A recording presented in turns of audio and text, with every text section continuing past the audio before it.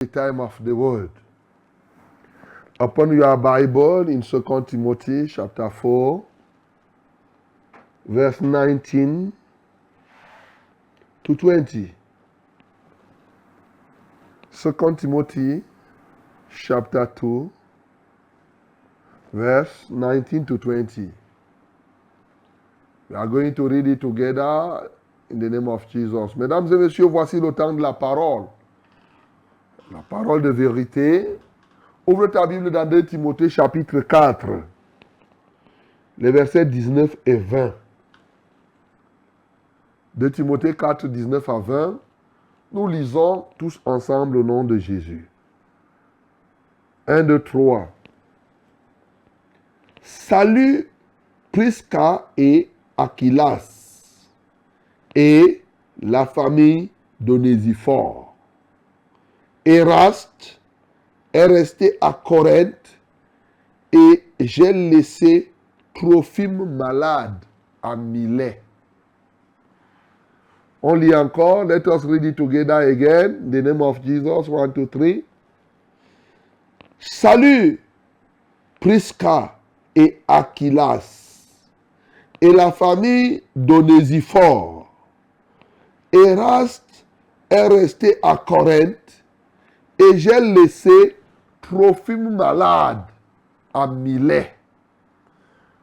Ce matin, tu vas souligner, j'ai laissé Trophime malade à Milet. Je vais te parler de quelqu'un que l'apôtre laisse malade. J'ai laissé Trophime malade à Milet. Et c'est l'apôtre Paul qui est en train de parler. Bien-aimés dans le Seigneur, vous savez, depuis le début de cette semaine, nous nous sommes engagés, je nous ai engagés à comprendre que nous sommes, nous qui croyons au Seigneur Jésus, qui lui avons donné notre vie, nous sommes des brebis qu'il a envoyées au milieu des loups. Mais nous devons porter des fruits qui demeurent, en dépit de ce que nous sommes des brebis au milieu des loups. Et depuis hier, j'ai commencé à décrypter quelques loups que nous pouvons rencontrer. Hier, je vous ai parlé des loups sociaux. Le célibat, les problèmes du foyer, de stérilité, tous ces problèmes de chômage que nous pouvons rencontrer sont des loups. Quand Jésus dit, je vous envoie au milieu des loups, les gens peuvent ne pas comprendre. Vous n'allez pas entendre, vous ne verrez pas un animal sortir physiquement là, non. Il était en train de parler de ces difficultés, de ces obstacles, de ces défis que nous aurons à rencontrer et nonobstant lesquels nous devons toujours porter des fruits. Il n'était même pas question que les disciples passent leur temps à détruire tous les loups avant de pouvoir avancer. Non. Il était question que, au milieu de ces loups, parce que je vous envoie comme des brebis, au milieu des loups, portez des fruits. Et c'est ce que nous sommes en train d'apprendre. Nous sommes ici en train d'apprendre comment porter des fruits dignes, des fruits qui demeurent dans un environnement hostile, c'est-à-dire au milieu des loups. Ce matin, l'un des loups que je cible, c'est la maladie. Mais pas la maladie de n'importe qui. Quand un simple chrétien est malade, ça ne semble pas être très grave. Mais lorsque un pasteur ou la femme du pasteur ou un ancien, un responsable est malade, ça peut infecter l'église, ça peut affecter l'église au point où les gens deviennent timorés et soient incapables de porter des fruits. Lorsqu'aussi que cette maladie devient durable, c'est-à-dire que les cas résistants Fussent-ils les cas des chrétiens, notamment les chrétiens engagés, qui peuvent rencontrer un cas, bien sûr, il y a des moments et généralement ça infecte l'Église. Combien de personnes ont rétrogradé parce qu'ils ont vu que la femme, par exemple, du pasteur est tombée gravement malade et que la maladie est durable?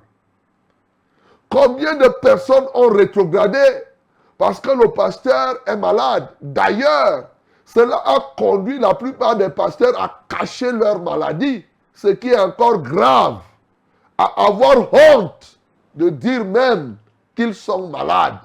Comme s'ils étaient des extraterrestres, hein? Comme s'ils étaient des anges célestes de Dieu qui ne tombent pas malades. Les serviteurs de Dieu sont les anges terrestres de Dieu. Oui, ils sont faits poussière. Dieu sait de quoi nous sommes faits poussière. Bien aimé, c'est très important que ces choses-là qui constituent des loups au milieu du peuple de Dieu soient évoquées. Et c'est des défis qui se posent.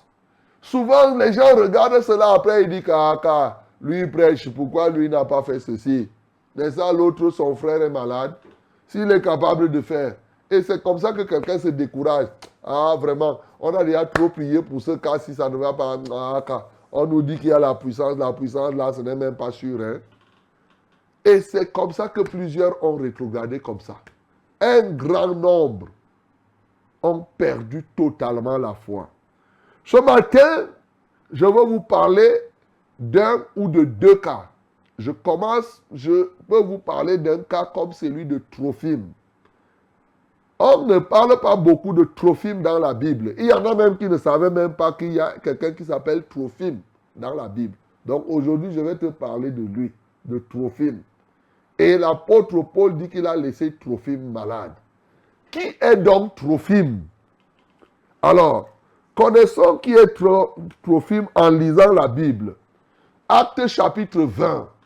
On va voir là où l'apôtre Paul parle de Trophime déjà. Dans Actes chapitre 20, nous lisons, prenons même à partir du verset 1, pour qu'on comprenne jusqu'au verset 5. Voilà. Très rapidement, lorsque le tumulte eut cessé, Paul réunit les disciples et après les avoir exhortés, prit congé d'eux et partit pour aller en Macédoine. Il parcourut cette contrée et adressant aux disciples de nombreuses exhortations. Puis se rendit en Grèce où il séjourna 3 mois. Il était sur le point de s'embarquer pour la Syrie quand les Juifs lui dressèrent des embûches. Alors, il se décida à reprendre la route de la Macédoine. Il avait pour l'accompagner jusqu'en Asie. Suivez les noms des gens qui ont accompagné Paul jusqu'en Asie. Sopater de Bérée, fils de Pyrrhus, Aristarque et Second de Thessalonique, Gaius de Derbe, Timothée, ainsi que Tychique et Trophime, originaires d'Asie. Verset 5. Ceux-ci prirent les devants et nous attendaient à Troas. Premier élément que nous pouvons comprendre, c'est que Trophime est cité ici avec Timothée et Tychique. Trophime, donc, est quelqu'un, un compagnon missionnaire de l'apôtre Paul. Et ici, la Bible dit même que pendant que Paul y était, ils ont même avancé à Troas. Et lorsque nous lisons à Troas ce qui s'est passé, on voit qu'à Troas, il est arrivé, Paul a tenu une rencontre. Trophime était présent lorsque Éticus est parti du 3e étage, est tombé pendant la nuit. Vous connaissez quand Paul enseignait, et Éticus qui était au bord de la fenêtre, jusqu'à ce que, hop, Il est parti du 3e étage, il est tombé par terre, il est mort. Et Trophime était là quand Paul a ressuscité Eutychus. Voilà. Et la Bible nous dit, lorsque nous continuons, dans Actes chapitre 21, nous pouvons voir aussi, là particulièrement au verset 29, pour ne pas aller très loin, ce que l'apôtre Paul lui-même dit de Trophime, ce que la Bible dit de Trophime encore, c'est que, car ils avaient vu, vous pouvez lire à partir du verset 27, et je vais directement, ils avaient vu auparavant Trophime d'Éphèse avec lui dans la ville et ils croyaient que Paul l'avait fait entrer dans le temple. Trophime était d'Éphèse. Et lorsque nous retournons dans Actes chapitre 19, nous voyons comment Dieu a utilisé Paul à Éphèse. Nous savons qu'à Éphèse, Dieu faisait des miracles et des prodiges. Et certainement, à partir de ce moment, Trophime s'est converti. Il a bien vu comment les gens remettaient les choses et Dieu faisait des choses extraordinaires là-bas. C'est ce que la Bible dit du côté d'Éphèse. Je vous parle de Trophime. Ça dit qu'un élément, un compagnon d'œuvre, un compagnon de service de Paul, qui était malade. Il a bien vécu. Il a vu Paul qui guérissait les malades. Paul que Dieu utilisait pour libérer toutes sortes de captifs. Il a même vu comment Paul a ressuscité Eutychus. Voilà Trophime qui, lui, il tombe malade. Qu'est-ce qui va se passer alors? Est-ce que Paul, parce que Trophime va tomber malade, il va passer le temps à pleurnicher pour dire que oh, j'ai mon élément Trophime ici, vraiment Dieu guérit-le, sinon l'œuvre ne va pas. Est-ce que cela a empêché l'apôtre Paul à continuer la mission? C'est parce qu'il a continué la mission qu'en écrivant cette deuxième lettre, sa lettre de fin à Timothée, dit que toi-même tu sais, une manière de dire à Timothée que rien, aucun loup ne doit vous empêcher de produire du fruit. J'ai laissé Trophime malade du côté de Milet. Il faisait l'œuvre avec nous, mais quand il est tombé malade, que ce soit la maladie biologique, que ce soit la maladie spirituelle, ce responsable-là était malade, mais l'œuvre a continué.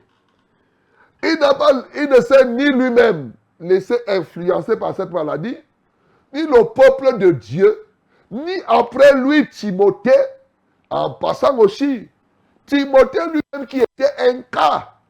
Nous savons ce qu'il écrit de Timothée. Il dit que Timothée avait des fréquentes indispositions. Lui-même, Timothée était malade.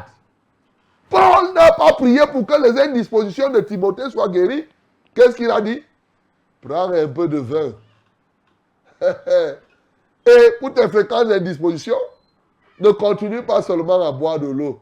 Ah, je vois quelqu'un qui risque de tomber dans le piège en disant que, voilà, non, on vous a toujours dit, il faut quand même qu'on boive un peu, hein, et ainsi de suite. Bien-aimé, ce n'est pas ça. Ne fais pas l'erreur. Voilà. Ici, Timothée ne s'est pas prescrit lui-même la boisson, premièrement. Donc, toi, tu t'es mis à boire. Qui t'a dit? C'est moi qui t'ai dit de boire. L'apôtre, c'était Paul. Timothée était celui qui marchait avec Paul. Il n'a pas dit que j'ai des fréquences d'indisposition, je bois moi-même. Non, c'était la prescription. C'est une prescription médicale. Et comme toute prescription médicale, ça a un début, c'est une fin. C'était un remède. C'est comme l'alcool là. Si tu te blesses, si tu me dis que pasteur, je viens de faire ça, je me suis blessé. Je dis, mais l'alcool. Sur ta blessure, tu vas aller dire qu'on banque te prescrit de toujours boire l'alcool ou bien Mais c'est pour l'occasion où tu t'es blessé, tu as un problème, utilise l'alcool. Ce n'est pas pour dire qu'à tout moment tu dois boire. Ça veut dire que quand la plaine ne sera plus là, tu ne dois plus utiliser l'alcool. Donc, bien aimé, c'était une parenthèse. Alors, je suis en train de te parler de quelqu'un comme Trophime qui a été avec Paul, mais la Bible nous dit ici que Paul, bien que Trophime fût malade, Paul a continué l'œuvre. Le peuple de Dieu a continué à faire le service de Dieu. Bien-aimés dans le Seigneur, à partir de ces cas, il y en a plusieurs. Je peux vous parler d'Épaphrodite aussi, dans Philippiens chapitre 2. Je peux vous parler de plusieurs cas comme ça là. Je veux que ce matin, aucune maladie d'un responsable de l'église, aucune maladie de la femme d'un pasteur ou d'un ancien, aucun cas qui concerne les responsables ne soit un obstacle pour toi à ce que tu produises les fruits. L'ennemi te trompe. C'est ça, c'est un loup que l'ennemi utilise. Oui, nous prions, on a lu ce matin le psaume 103, le verset 3, il est réel. Il dit, c'est lui qui pardonne toutes tes iniquités, qui guérit toutes tes maladies. Toutes les maladies. Toutes tes maladies. Dieu guérit toutes les maladies. Mais lorsque le diable veut t'empêcher de produire l'œuvre, il va te pousser à dire que Dieu guérit toutes tes maladies. Pourquoi alors même le pasteur là a encore cette maladie? Pourquoi alors la femme là est encore stérile? Pourquoi encore la femme du pasteur est comme ça? Pourquoi l'ancien est comme ça? Ah, ne crois pas, ne te laisse pas tromper. Et te voilà, tu tombes, tchoum! Et voilà comment tu commences à raisonner, tu commences à réfléchir. Le pasteur parle, tu crois une partie, tu ne crois pas une autre partie. Tu ne sais pas que le loup vient de te dévorer. Le loup vient de te dévorer. Oh, mes bien-aimés, ce matin, ils sont nombreux comme ça qui ont été dévorés par cette qualité de loup. Plein dans les assemblées. Combien de rétrogrades? Combien de personnes ont perdu la foi à cause de ça? Ça peut être un cas où on a prié à l'église, ça peut même être un cas de deuil. Ça peut être un cas de deuil. Regardez vous-même si je vous parle du cas de Lazare. Lorsque vous regardez dans Jean chapitre 11 verset 4, Lazare était bel et bien malade. Jésus a déclaré cette maladie n'est point pour mener à la mort. C'est pour donner gloire à Dieu. Jésus est parti à Béthanie. Il est parti. Et Lazare est resté mourir. Jésus a même trouvé que c'est bon comme il est resté mourir. Mais Jésus a laissé Lazare malade, il est parti à Béthanie. Et il a continué l'œuvre de Dieu en dépit de ce que celui-là qui était son ami était malade. Ça n'a pas été, il ne pouvait pas se laisser dévorer par une telle chose. Et lorsque Lazare est mort, il a dit, bon, on va aller le ressusciter. Le moment était venu maintenant. Et vous voyez dans Jean chapitre 12, Lazare ressuscité, quand il était en vie, il n'avait pas gagné les disciples. Mais quand il est ressuscité de la mort, c'est là où lui, il a fait l'œuvre de Dieu comme il se devait. Alléluia. Oh, mes bien-aimés, souvent tu te laisses affaiblir par une moindre petite chose, même une grande chose. Oh, pourquoi il y a tant nombre de deuils? Pourquoi il y a tant nombre de choses? Non, quelqu'un commence à dire, il y a le deuil ici. Non, moi je fais ceci. Il passe s'asseoir dans la maison, il décourage. C'est comme ça, ce matin, je viens dénoncer tous ces loups qui vous ont apprivoisé, qui vous ont poussé dans la rétrogradation. Les problèmes que vous avez dans vos familles, les problèmes que vous avez dans vos sociétés, dans tout ce que ne doivent pas constituer un frein à ce que vous portiez des fruits. Vous n'allez même pas faire que les problèmes finissent avant de faire. C'est ça que je veux vous faire comprendre. Il y aura toujours des problèmes sur votre chemin. Et c'est marchant sur ces chemins-là que vous devez porter des fruits. Jésus-Christ en a montré le modèle. Et je vous ai dit, et je vous dis encore, on a lu hier, y a-t-il un malheur qui peut arriver à une ville ou à quelqu'un sans que Dieu n'en soit l'auteur? C'est lui qui crée la lumière, il forme les ténèbres. C'est lui qui crée la prospérité, il crée la maladie. C'est lui qui crée la santé, il crée aussi la maladie. Oui, je vous ai expliqué hier que Dieu a créé chaque chose avec son contraire. Dans Proverbe chapitre 16, au verset 4, il dit quoi? Dieu a créé toutes choses pour un but, même le méchant pour le jour du malheur. C'est Dieu qui a créé. Hier, on a lu Lamentation chapitre 3. À partir du verset 37 à 39, il dit quoi? Le bien et le mal viennent de qui? Oh mon bien-aimé, pourquoi te plaindrais-tu? Pourquoi tu te laisses dévorer? Voilà les loups dont Jésus était en train de parler. C'est des loups ravisseurs. C'est des loups qui se tiennent. Leur rôle, c'est de faire quoi? C'est de t'empêcher, c'est de dévorer. C'est de t'empêcher de produire du fruit. Et ils sont nombreux. C'est là, les loups, quand ils te dévorent, c'est de te pousser même à abandonner la foi. C'est de te pousser véritablement à commencer à dire, je ne crois plus, je ne crois plus. Bien-aimé, ce matin, il est possible que tu sois cette brebis dévorée par un loup. Je commande à ce loup de te vomir au nom de Jésus. Quelle que soit sa nature. Tu dois sortir de ce pétrin.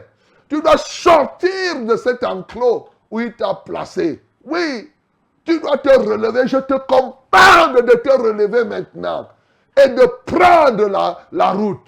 Bien-aimé, l'Église est une armée qui ne recule pas devant les obstacles. Un soldat tombe dans l'armée et les autres continuent dans la bataille. C'est ça. Ce n'est pas parce que un ou deux ou trois sont tombés que vous allez passer le temps à pleurnicher, à faire ceci. On avance. Parce que ce qui est devant, c'est ça qui est important. Il ne faut pas rester là, tu tournes là. Oh, vraiment, pourquoi l'autre là? Pourquoi la femme, l'enfant du pasteur est comme ça? La femme du pasteur même ne croit pas beaucoup. L'autre, et c'est les loups comme ça que l'ennemi envoie. Il va te dire que le fils du pasteur même, et lui-même, il n'est même pas fort dans la foi. Et l'autre, et toi, tu vas te croiser. L'autre est ceci. Voilà les loups ravisseurs, les loups dont Jésus-Christ parlait. Je vous envoie comme des brebis au milieu de l'eau. Bien-aimé, ne te laisse plus dévorer par cette qualité de loup. C'est pourquoi il t'a donné la solution. Sois sage, soyez prudent et simple comme des colombes. Et aujourd'hui, par rapport à ce cas, regardez, l'apôtre Paul a laissé Trophime malade, mais il a continué la mission. Jésus a laissé Lazare malade, il a continué l'œuvre de Dieu. Soyez sages. Je vous ai dit que la sagesse, c'est la crainte. Il faut craindre Dieu. Et le fait d'être simple comme des colombes, ne regardez pas au loup, fixez votre regard sur Dieu et sur Dieu seul. Parce que toi, tu es une brebis. Tu vas bagarrer comment? Tu es même sans force. Tu es même ceci. Mais fixe ton regard sur le Seigneur. Et en fixant ton regard sur lui, en comptant à 100% sur lui, tu ne te laisseras pas dévorer. Ton problème, c'est que tu t'es tourné pour regarder plutôt quoi? Pour regarder les loups. Oh, vraiment, oh, telle chose. Détourne-toi de tout cela. Arrête de regarder à tous ces petits problèmes que les gens ont dans l'église. Fixe ton regard sur le Seigneur. C'est de lui que te viendra le secours. Parce que c'est lui qui crée la lumière, il forme les ténèbres. C'est lui qui donne la prospérité et il apporte l'adversité. C'est lui qui donne le champ qui produit et il laisse que les gourmands montent sur les cacaoyers. C'est lui qui a créé tout ça là. C'est Dieu lui-même. Tu dois fixer ton regard sur lui pour que, quelle que soit la situation, que tu sois toujours porteur de fruits. Bien sûr, en t'appuyant sur Dieu, tu t'appuies, tu te tiens sur qui? Sur le sang de Jésus, par ses meurtrissures, grâce à ses blessures. À partir de ce moment, Jésus-Christ est mort. Il est ressuscité. Il est vivant. Il est assis à la droite de Dieu. Et il intercède pour toi. Il n'y a rien à faire. Tu dois avancer comme un soldat pour remporter le prix de la vocation céleste de Dieu en Jésus-Christ. Que le nom du Seigneur Jésus-Christ soit glorifié.